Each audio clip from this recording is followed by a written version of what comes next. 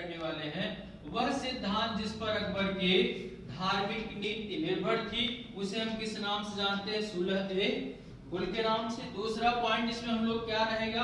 प्रेरक करने वाले वे कारक या वे बौद्धिक परिस्थितियां जिस पर यह सुलह-ए-कुल की पृष्ठभूमि बनी। अगला पॉइंट हमारा क्या होगा? इसके पीछे क्या उद्देश्य थे?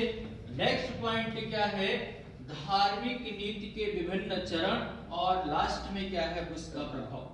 ठीक है, तो अकबर की अगर हम पहले पॉइंट से बात की शुरुआत करें तो वह सिद्धांत जिस पर अकबर की धार्मिक नीति निर्भर थी वह क्या थी? सुलह-ए-कुल।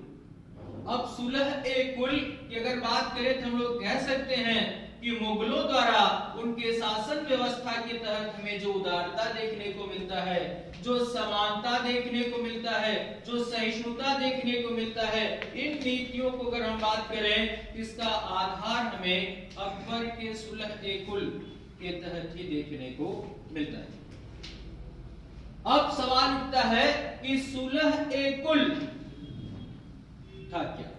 इसकी विचारधारा अकबर को कहां से मिली? तो आप कह सकते हैं कि इसकी विचारधारा अकबर को सूफी संत शेख मोइनुद्दीन चिश्ती की कृपा से प्राप्त हुई। और ये था कि अगर इसकी बात करें तो आप कह सकते हैं कि यह सभी के साथ शांति की नीति है ना। सभी के साथ शांति के नीति का क्या मतलब है?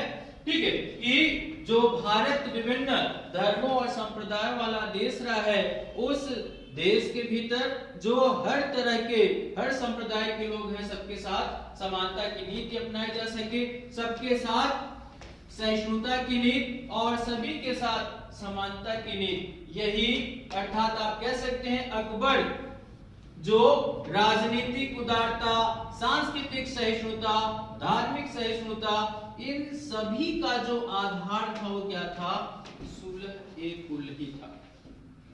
इन सब का आधार क्या था?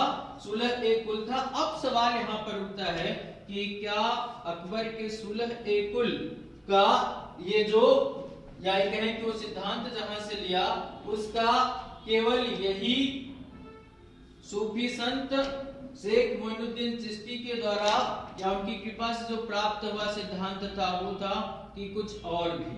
तो उसके लिए हमें और आगे बढ़ना पड़ेगा और अबुल फजल द्वारा जो राजत्व का सिद्धांत प्रतिपादित हुआ वहां भी चल करके देखना होगा। अगला पॉइंट हमारा वही होगा।